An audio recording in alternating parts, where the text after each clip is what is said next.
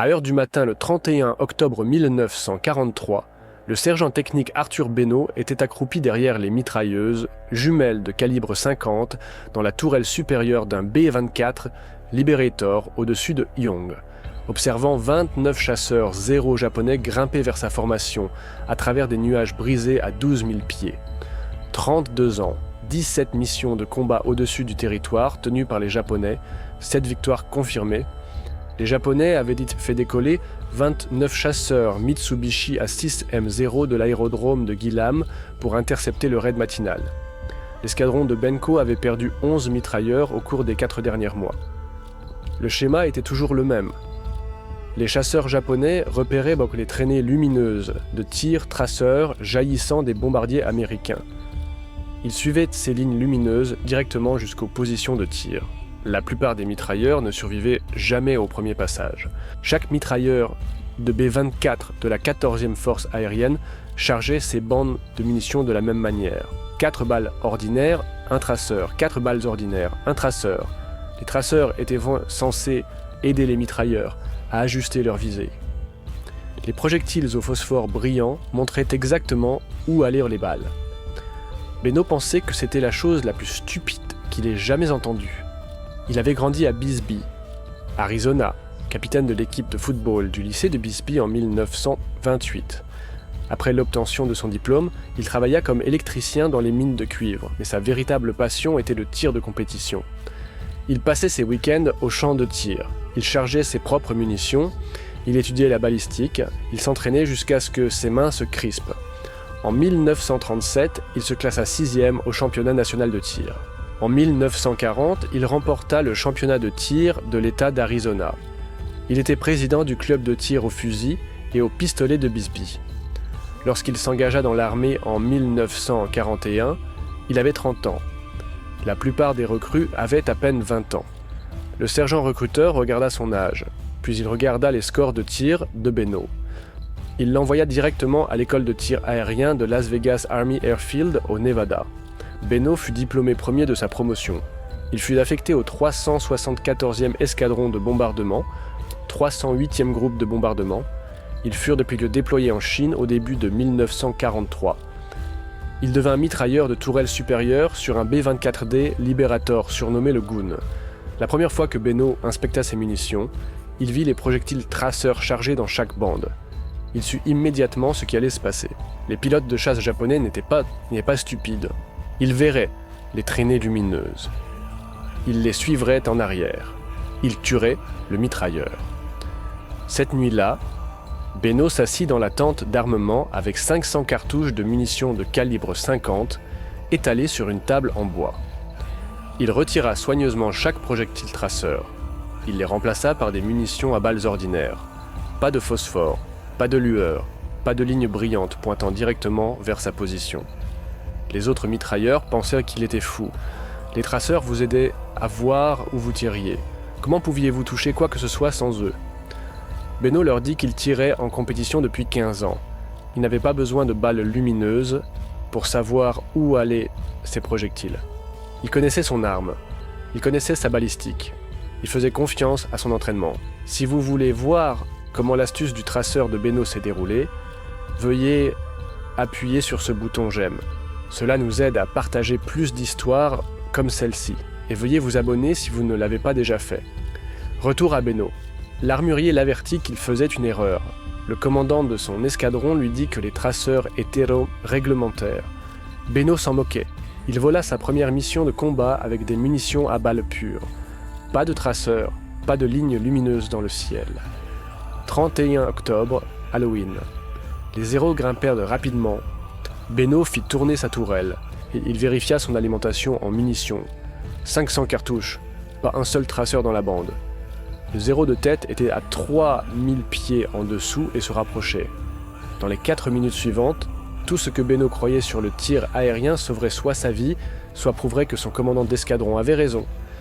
Le premier zéro ouvrit le feu à 1800 yards, trop loin. Les obus de canon de 20 mm tombèrent sous le ventre du Goon. Beno attendit. Son manuel de mitrailleur disait d'ouvrir le feu à 1000 yards. Beno avait lu ce manuel, puis il avait jeté la moitié de ce qu'il enseignait. Il regarda le 0 grimper. 1500 yards, 1200 yards. Les ailes du chasseur brillaient dans le soleil du matin. Beno le suivit à travers son viseur réflecteur. Son doigt reposait sur la gâchette. Pas encore. 1000 yards. Le nez du 0 se leva. Le pilote alignait ses armes. Beno pressa la gâchette. Les Twins 50 rugirent. 50 coups par seconde.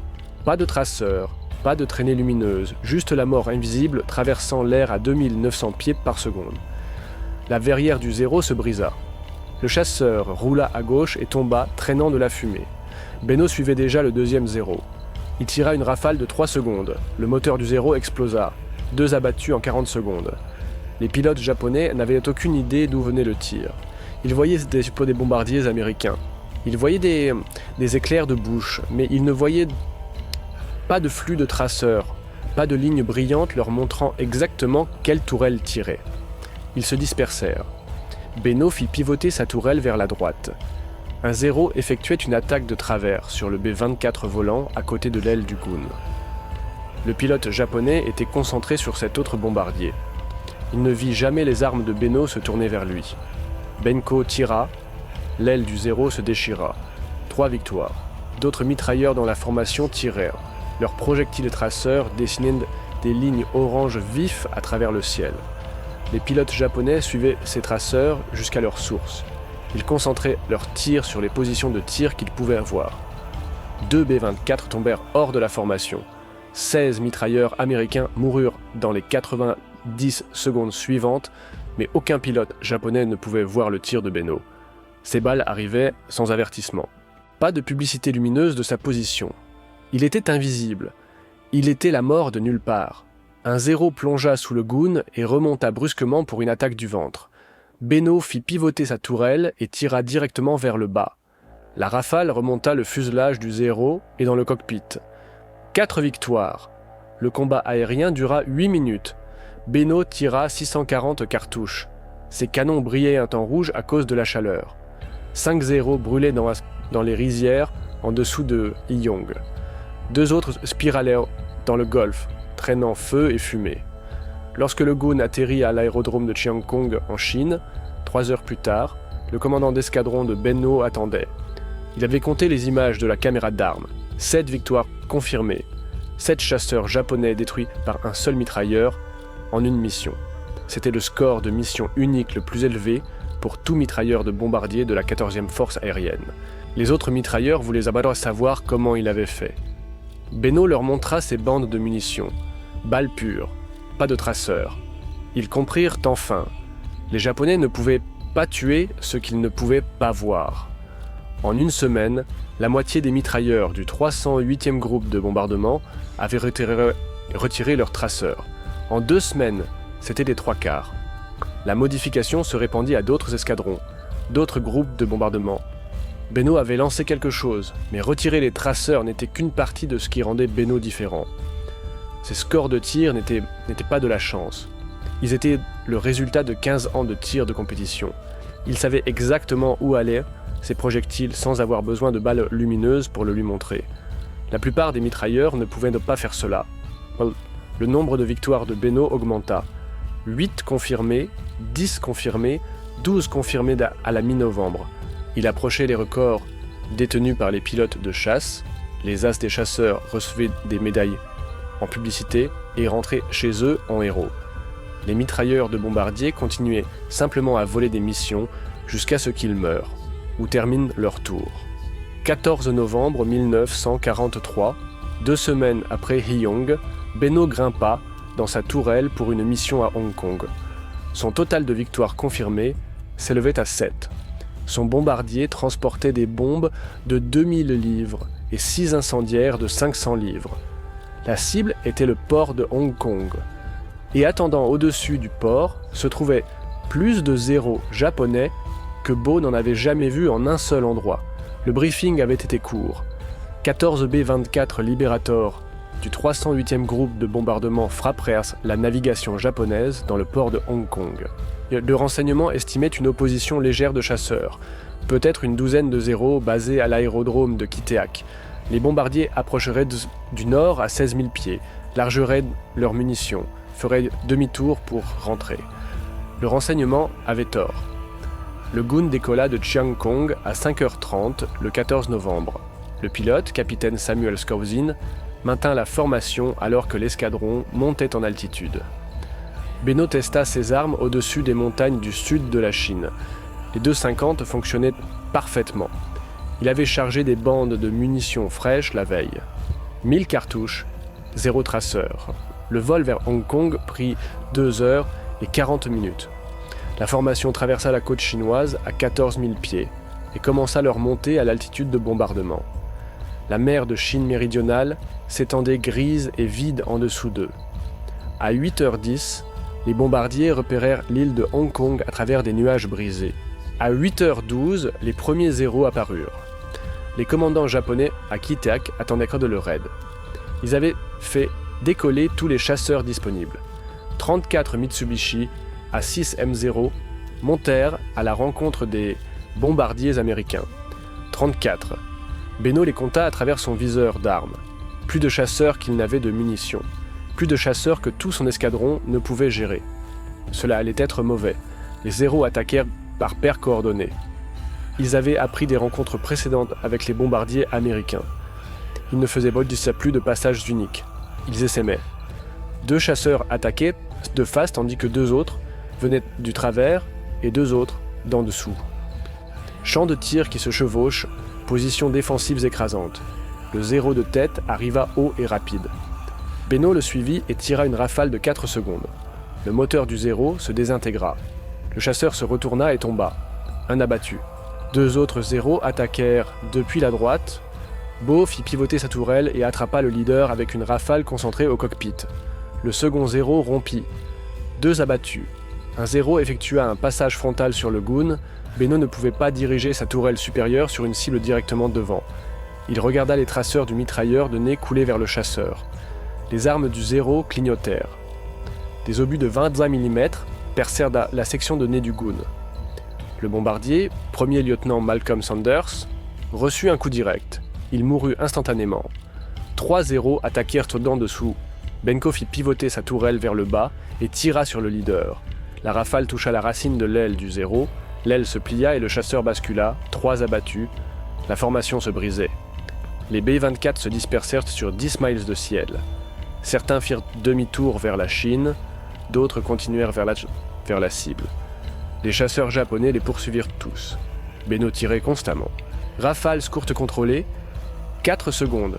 Traverse, tire, traverse, tire. Un zéro explosa. 4 abattus. Un autre tomba, traînant de la fumée. 5 abattus. Le moteur numéro 3 du Goon commença à perdre la pression d'huile. De la fumée noire sortait du capot. Le capitaine Skousin l'arrêta et mit l'hélice en drapeau. Le bombardier ralentit. Il prenait du retard sur la formation. Prendre du retard signifiait mourir seul. Les chasseurs japonais se concentraient sur les traînards. Benko savait ce qui allait arriver. Il fit pivoter sa tourelle et attendit. 6 zéros se détachèrent de la bataille principale et plongèrent vers le Goon. Beno les compta, vérifia son compteur de munitions. 400 cartouches restantes. Il aurait besoin de chacune d'elles. Les 6 zéros arrivèrent par vagues. 2 d'en haut, 2 du travers, 2 d'en dessous. Tactique classique de chasseurs japonais, écrasant une cible unique sous plusieurs angles. Benko prit d'abord la paire haute. Ils plongèrent du soleil à 400 miles par heure. Il précéda le premier zéro de 3 longueurs d'avion et tira. La rafale attrapa le moteur du chasseur. Des flammes jaillirent du capot. Le zéro roula sur le dos et tomba, brûlant. 6 abattus. Le second zéro d'en haut rompit à droite. Beno le suivit dans le virage et tira une rafale de 2 secondes. Les projectiles marchèrent à travers le fuselage du zéro. La verrière se brisa. Le chasseur entra dans une vrille plate. 7 abattus. L'attaque du travers vint de la gauche.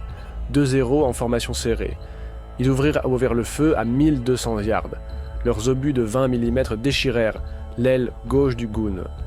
Le fluide hydraulique pulvérisa la peau d'aluminium. Benko fit pivoter sa tourelle et engagea le leader. Sa première rafale manqua.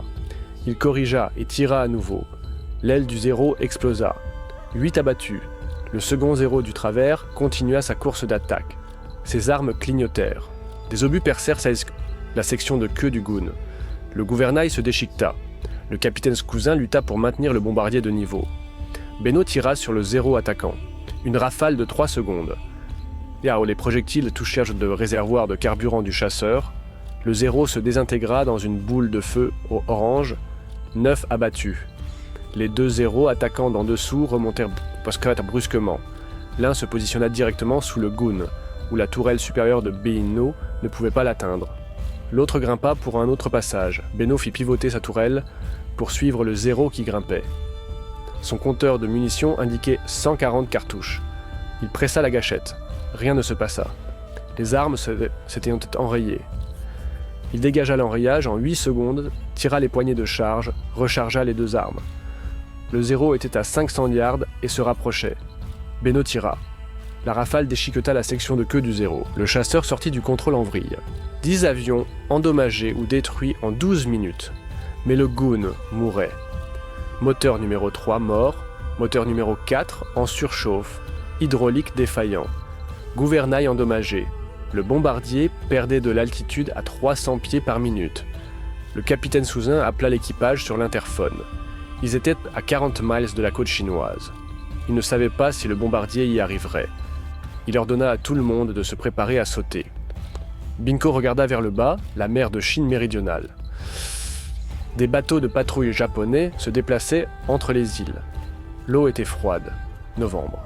S'ils tombaient dans l'océan, les navires japonais les atteindraient en 1 heure. La capture signifiait la torture, l'exécution. Il avait entendu les histoires. Le Goon traversa le littoral à 8000 pieds, perdant toujours de l'altitude. Le capitaine Scouzin visa l'aérodrome de Caen à 160 miles à l'intérieur des terres. Le moteur numéro 4 commença à projeter des étincelles. À 6000 pieds, le moteur numéro 4 prit feu. Des flammes coulaient le long de l'aile. Le système de suppression d'incendie échoua. Le capitaine Scouzin donna l'ordre. « Sautez maintenant !» Le copilote, premier lieutenant Ralph Bowers, partit en premier. Il sauta de la trappe de nez et son parachute se déploya proprement. Le navigateur, premier lieutenant Daniel Palmer, suivit. Bingo descendit de sa tourelle. L'opérateur radio, sergent technique William Novak, était déjà à la fenêtre de la mitrailleuse de taille. 3 autres membres d'équipage faisaient la queue. Bingo attrapa son sac de parachute. Le bombardier était à 4000 pieds lorsqu'il atteignit la trappe. En dessous de lui se trouvait la Chine occupée. Les troupes japonaises contrôlaient chaque village, chaque route, chaque rizière. Le capitaine Scouzin cria du cockpit. Il restait avec l'avion. Il essaierait de le poser à Kualin. L'ingénieur, sergent technique Archie Flehardy, resta avec lui. Novak aussi. Bingo regarda le moteur en feu, regarda l'altimètre. 3800 pieds. Il prit sa décision. Il sauta. Son parachute se déploya à 3000 pieds. Il dériva vers les collines du sud de la Chine et vers ce qui l'attendait au sol. Benko toucha le sol dans un bosquet de bambous à 17 miles au nord-est de Hong Kong. Il roula pour absorber l'impact, coupa son harnais de parachute, rassembla la canopée de soie et la fourra sous un tronc tombé. Les patrouilles japonaises rechercheraient des aviateurs américains. Un parachute blanc visible depuis les airs signifiait une capture en quelques heures. Il vérifia son kit de survie, boussole, comprimé de purification d'eau, carte d'évasion en soie du sud de la Chine, $47 en monnaie chinoise, un petit pistolet avec un chargeur, 8 cartouches. Le 308e groupe de bombardement avait briefé tous les équipages aériens sur les procédures d'évasion. Se déplacer la nuit, éviter les routes et les villages, se diriger vers le nord, vers la Chine libre. Des guérilleros chinois opéraient dans les montagnes. Ils aideraient les aviateurs américains abattus à atteindre les lignes nationalistes. Beno orienta sa boussole. Le nord se trouvait en haut de la ligne de crête. Il commença à marcher. Il parcourut 3 miles avant le coucher du soleil. Le terrain était escarpé, végétation dense, pas de sentier. Il entendit des voix dans la vallée en contrebas. Japonais ou chinois, il ne pouvait pas le dire. Il continua à grimper. Au crépuscule, il trouva une position dans d'épais sous-bois et s'arrêta pour se reposer. Il n'avait pas mangé depuis le petit déjeuner à Chiang Kong 13 heures plus tôt. Son kit de survie ne contenait pas de nourriture. Il but de l'eau d'un ruisseau et s'installa pour attendre la nuit complète. Il pensa au Goon. Si le capitaine Scouzin avait réussi à rejoindre quoi, si l'équipage qui avait sauté en parachute avait survécu, si quelqu'un le recherchait.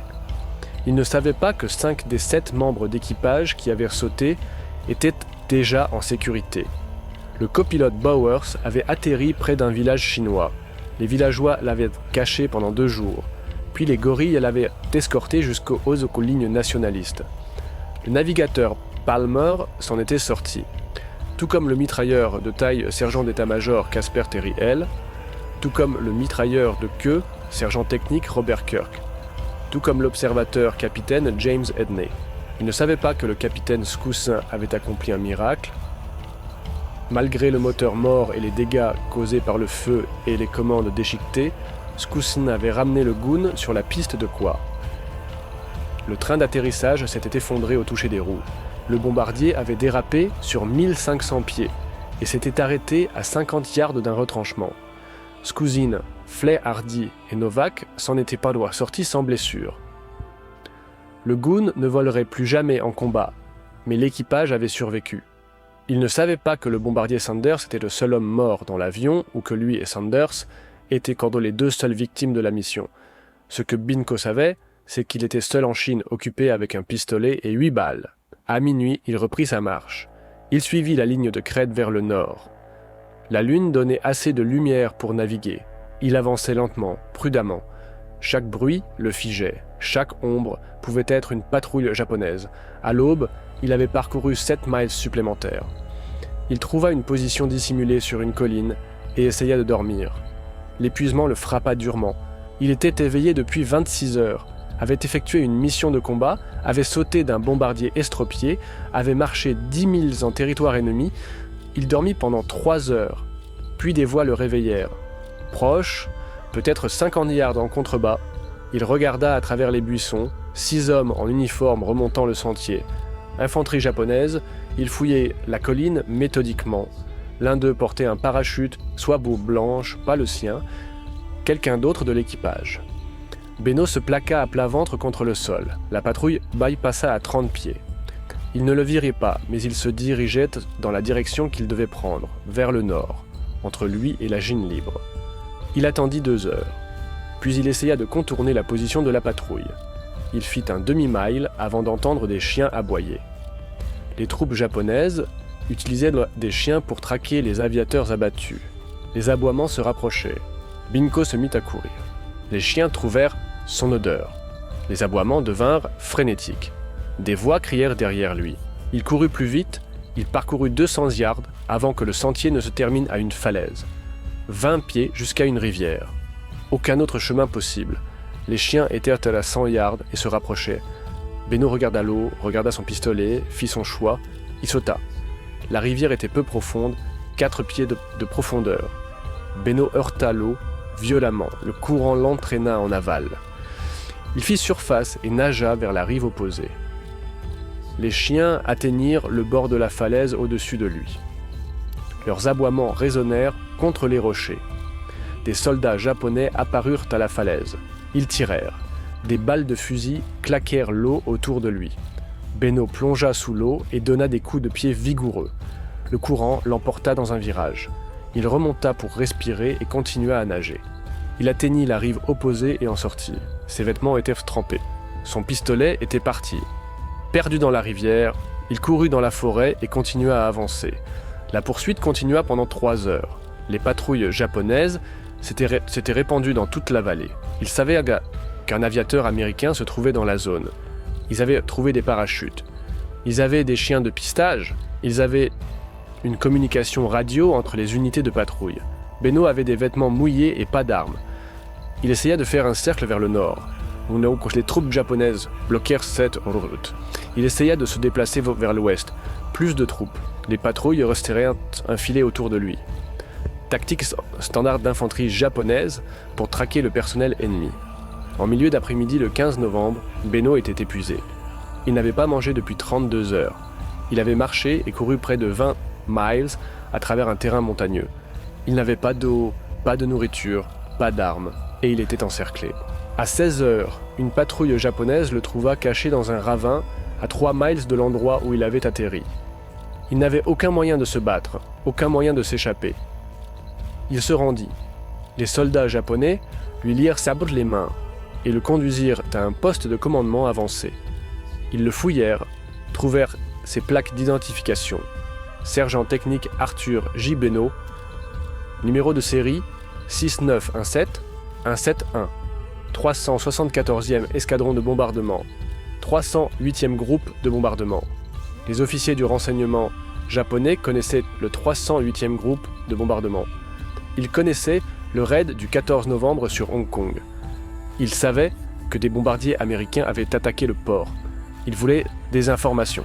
Cibles, bases, effectifs d'escadron, opérations futures. Beno leur donna son nom, son grade et son numéro de série. Rien d'autre. Ce qui est arrivé à Arthur Beno après sa capture n'est documenté que dans les archives militaires japonaises récupérées après la guerre. Il fut classé comme tué au combat. Son corps ne fut jamais retrouvé. Il avait 32 ans.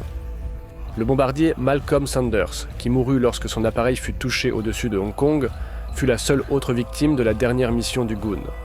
Les 5 autres membres d'équipage, qui avaient sauté en parachute, parvinrent tous à se mettre en sécurité. L'atterrissage d'urgence du capitaine Scoussin à Kualin sauva 3 vies, dont la sienne. Le Gun resta endommagé à Kua pendant 2 mois. Le 308e groupe de bombardement démonta le bombardier pour récupérer des pièces. L'avion fut finalement réparé suffisamment pour effectuer des missions non combattantes. Il servit de transport pour le reste de la guerre. En 1946, le Gun s'écrasa dans la mer des Philippines alors qu'il transportait des fournitures. 4 membres d'équipage moururent. Le bombardier qui avait survécu à Hong Kong s'abîma finalement. Mais en novembre 1943, alors que le Gun boitait jusqu'à Kua et qu'Arthur Beno disparaissait sous garde japonaise, personne dans la 14e force aérienne ne connaissait le décompte final de la mission de Hong Kong. Les officiers du renseignement examinèrent les images des caméras de tir de tous les B-24 survivants. Ils interrogèrent les mitrailleurs de retour. Ils compilèrent des rapports de combat. Ils comptèrent les victoires à confirmer. Les caméras de la tourelle supérieure de Beno avaient enregistré l'engagement entier. Les officiers du renseignement regardèrent les images, image par image. Ils comptèrent chaque zéro touché, chaque chasseur détruit. Ils vérifièrent chaque victoire en la comparant aux déclarations de témoins d'autres membres d'équipage qui avaient vu les chasseurs japonais tomber. Le décompte final fut de 9 victoires aériennes confirmées pour le sergent technique Arthur Beno le 14 novembre 1943. Combiné avec ses 7 victoires confirmées lors du raid de Hai-Hongji le 30 et 1 octobre, son total s'élevait à 16. 16 victoires confirmées. Aucun autre mitrailleur de bombardier dans les forces aériennes de l'armée des États-Unis n'avait jamais atteint ce score. Les pilotes de chasse, avec 16 victoires, recevaient des croix de service distinguées. Certains recevaient des médailles d'honneur. Leur nom apparaissait dans les journaux. Leur visage apparaissait dans les actualités. Arthur Beno avait battu tous les records d'as de chasse pour les mitrailleurs enrôlés dans le Pacifique et il l'avait fait sans une seule cartouche traçante révélant sa position. La question était de savoir si quelqu'un se souviendrait. En janvier 1944, National Geographic publia un article de fond sur le 308e groupe de bombardement. L'article incluait une photographie de l'équipage du Gun debout devant leur bombardier sur l'aérodrome de Cheong Kong. Rangée arrière, 4e en partant de la gauche. Sergent technique Arthur Beno. La légende l'identifiait comme « porté disparu au combat ». L'article mentionnait le record de Beno, 16 victoires confirmées, mitrailleur de bombardier ayant le score le plus élevé de la 14e force aérienne. Il mentionnait son innovation, retirer les cartouches traçantes de ses munitions, créant un tir invisible que les pilotes japonais ne pouvaient pas suivre. Au moment où le magazine atteignit les kiosques américains, la modification de Beno s'était répandue dans toute la 14e force aérienne, puis à la 10e force aérienne en Inde, puis à la 20e force aérienne effectuant des missions B-29 contre le Japon. Contre, des milliers de mitrailleurs de bombardiers retirèrent leurs traçantes. Les taux de perte parmi les mitrailleurs aériens diminuèrent de 18% au premier trimestre de 1944. Le commandant d'escadron de Beno soumit une recommandation pour la médaille d'honneur. La recommandation citait 16 victoires aériennes confirmées, actions de combat sous le feu, innovation ayant sauvé des vies américaines. leadership ayant influencé les tactiques dans plusieurs forces aériennes. La recommandation remonta les échelons. Le quartier général de la 14e force aérienne l'approuva. Le quartier général du théâtre, Chine-Birmanie-Inde, l'approuva. Elle atteignit le département de la guerre à Washington en mars 1944. Le département de la guerre refusa la médaille d'honneur. Leur raisonnement fut documenté dans la réponse officielle. Les mitrailleurs aériens, quel que soit leur nombre de victoires, ne se qualifiaient pas pour la plus haute distinction de la nation, selon les critères existants. La médaille d'honneur était réservée aux actions impliquant un risque extrême au-delà des tâches de combat normales. Abattre des avions ennemis depuis une position de mitrailleurs défensifs, même 16 appareils, ne répondait pas à ce seuil. Les pilotes de chasse avec 16 victoires recevaient des croix de service distinguées. Certains recevaient des médailles d'honneur. La différence était que les pilotes de chasse étaient officiers. Les mitrailleurs étaient des hommes de troupe. Le département de la guerre ne déclara jamais cela officiellement, mais le schéma était clair dans les registres de récompense. Beau reçut la Silver Star courageusement. La citation louait son habileté exceptionnelle au tir aérien et son retrait innovant des munitions traçantes. Il reçut la Légion du Mérite pour sa contribution aux tactiques défensives des bombardiers. Il reçut le Purple Heart pour avoir été tué au combat. Sa femme reçut les médailles lors d'une cérémonie à Bisbee, Arizona, en juin 1944. Leur fille de 12 ans se tenait à côté d'elle. Les journaux locaux couvrirent l'événement. Puis l'histoire s'estompa. Après la guerre, l'armée de l'air compila des statistiques sur l'efficacité des mitrailleurs aériens. Le sergent technique Michael Arut, du 379e groupe de bombardement, détenait le nombre de victoires confirmées le plus élevé sur le théâtre européen, 17 victoires. Arut survécut à la guerre. Arthur Beno détenait le nombre de victoires, confirmé le plus élevé parmi les mitrailleurs, tués au combat, 16 victoires, deuxième plus élevé au total dans toutes les forces aériennes de l'armée des États-Unis. Son nom apparut sur les tablettes des disparus au cimetière américain de Manille aux Philippines. Son corps ne fut jamais retrouvé de Chine. Les Japonais tenaient de mauvais registres des prisonniers exécutés dans les zones avancées. Le sort de Beno fut officiellement inscrit comme tué au combat le 15 novembre 1943. Aucun autre détail. Bisbee. Arizona érigea un mémorial après la guerre. Un cénotaphe sur l'autoroute 90 entre la vieille ville et la nouvelle ville. Le nom d'Arthur Beno fut gravé dans la pierre. Héros local tué en défendant la Chine contre l'invasion japonaise. En 1948, la République de Chine, nouvellement indépendante, érigea le monument aux martyrs de l'aviation dans la guerre de résistance contre le Japon, à Nanjing. Plus de 2000 aviateurs américains étaient morts en défendant la Chine entre 1941 et 1945. Le nom d'Arthur Beno était parmi eux. Mais en Amérique, Beno disparut de la mémoire. Les as de la chasse devinrent célèbres. Leurs noms remplirent les livres d'histoire. Richard Bong, Tommy Maguire, Gregory Boynton, tous des noms connus, tous officiers, tous pilotes. Les mitrailleurs de bombardiers furent oubliés. Même ceux qui avaient vraiment changé la façon dont la guerre aérienne était menée. Même ceux qui avaient sauvé des centaines de vies avec une simple innovation. Même ceux qui détenèrent des records qui ne seraient jamais battus. La fille d'Arthur Beno ne se maria jamais. Elle mourut jeune. La lignée familiale prit fin. Les trophées de tir de compétition des années 1930 disparurent. La médaille du championnat de tir de l'État d'Arizona fut perdue. Les photographies de l'aérodrome de Ching-Kong ne survécurent que dans les archives militaires. En 2025, la plupart des Américains n'avaient jamais entendu parler d'Arthur Binko.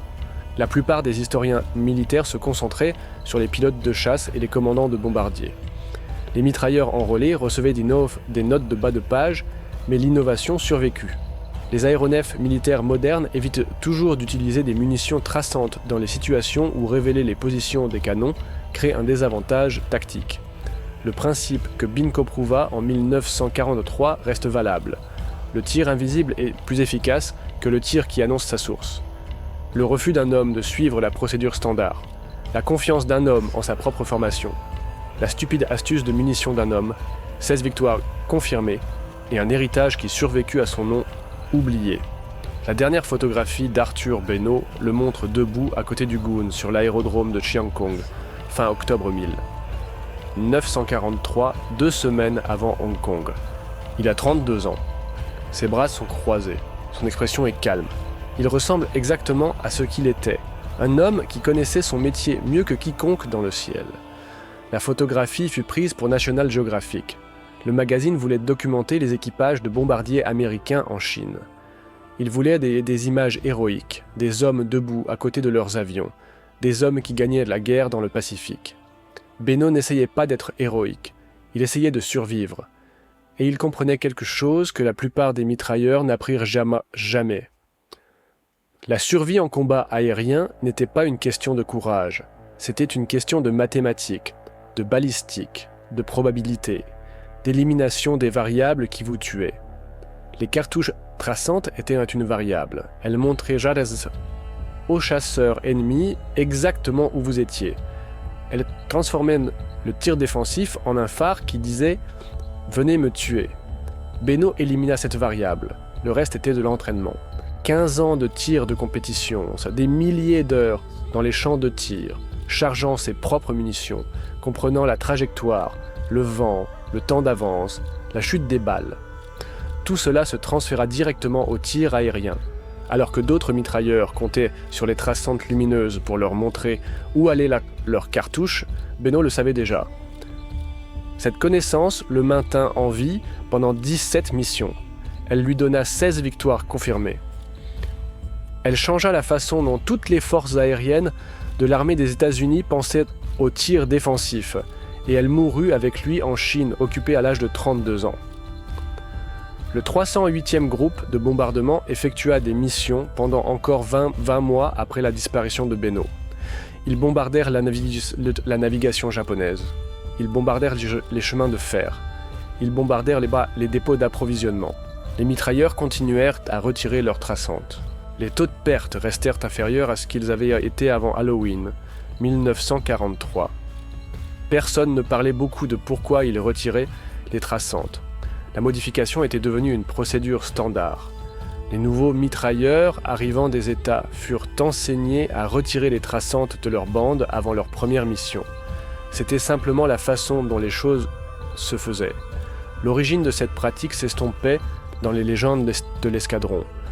En 1997, un historien militaire effectuant des recherches sur les tactiques défensives des bombardiers trouva les rapports de combat de Beno dans les archives nationales. L'historien publia un article sur les innovations en matière de tir aérien. Le nom de Beno apparut dans des revues académiques. Les sites web d'histoire militaire reprirent l'histoire.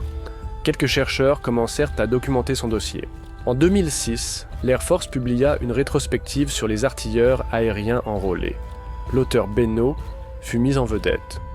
16 victoires confirmées, tactiques innovantes, tué au combat le 15 novembre 1943. Son cénotaphe se dresse toujours sur la route 90 à Bisbee. Voilà, les voyageurs s'arrêtent occasionnellement pour lire l'inscription. La plupart ne reconnaissent pas le nom. Quelques-uns prennent des photographies. Encore moins comprennent ce qu'il a accompli. Si cette histoire vous a ému comme elle nous a émus, faites-moi une faveur. Appuyez sur le bouton j'aime. Chaque j'aime indique à YouTube de montrer cette histoire à davantage de personnes. Appuyez sur s'abonner et activez les notifications. Nous sauvons des histoires oubliées des archives poussiéreuses chaque jour. Des histoires sur des artilleurs qui ont sauvé des vies grâce à l'innovation. De vraies personnes. Un véritable héroïsme. Déposez un commentaire maintenant et dites-nous d'où vous regardez. Regardez-vous depuis les États-Unis, le Royaume-Uni, le Canada, l'Australie. Notre communauté s'étend à travers le monde entier. Vous n'êtes pas simplement un spectateur. Vous faites partie de ceux qui gardent ces mémoires vivantes. Dites-nous votre emplacement. Dites-nous si quelqu'un dans votre famille a servi. Faites-nous juste savoir que vous êtes là. Merci d'avoir regardé et merci de vous assurer qu'Arthur Beno ne disparaisse pas dans le silence. Ces hommes méritent d'être rappelés et vous aider à ce que cela se réalise.